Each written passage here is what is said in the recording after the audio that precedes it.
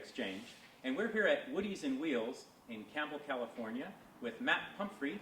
Matt is the owner, operator, and chief restorer here at Woodies and Wheels. And Matt's going to tell us about a pretty cool car that he's got for us today. Matt, tell us about this car behind you. Well, it's a 1914 Packard, and it's a model 448. So it's a fourth edition of their 48-horse car. And this one's fitted with what's known as a 7-passenger touring body. And the 7-passenger is basically exactly that. For 7 passengers, your chauffeur or driver would open the door here. You have electric lights. In 1914, that was a big deal. Of course, there's a cover here, but you turn on the lights and then you show the person in, and then you have swinging jump seats that you can seat additional people in the back. So that's kind of the body style of it. You'll see all the bodies made out of solid German silver. It was a brass era car, but by 14, brass was kind of making its way out of fashion, and people wanted a different color. So they would, they chose German silver. So this would have been a pretty expensive car back in Would have been a very expensive car. You could buy a T for not much money. Ford Model T for well under $1,000, around, I think it was around 500. Don't quote me on that, but this car was right around 6,500. Wow.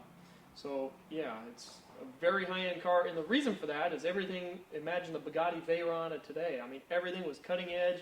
It was huge. It certainly is big. It is a monster, and it's a giant 6-cylinder L head, which is side valve. Some of them were T heads, which had lower compression and stuff, but this was the L head, and it was known as the Packard. Packard is quoted as saying that driving this car is like stepping on the tail of a tiger, because it was so powerful, so big, and just so great. And he also quoted, "You are the king of the road."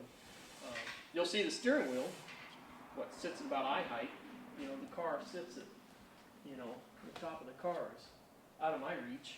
Well, you know what I'm struck by, Matt, is how many parts there are and how truly handmade this car was. And when you think about the cost of labor in 1914, and not only the materials that are on it and the performance and the innovation that Packard had, but it's just truly, there must be tens of thousands of parts, and the idea of a car like this being made by hand, it really is an impressive thing. Well, here are all the racks just for taking the engine out and rebuilding the engine. I mean, you got racks and racks and racks of parts, and then every single part has to be remade, from brass pieces to solid silver to whatever it may be.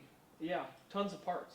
Well, fantastic. Well, thanks for the overview. We're going to take a little break, and when we come back, Matt is going to talk to us about rebuilding the engine on this beautiful 1914 Packard 448.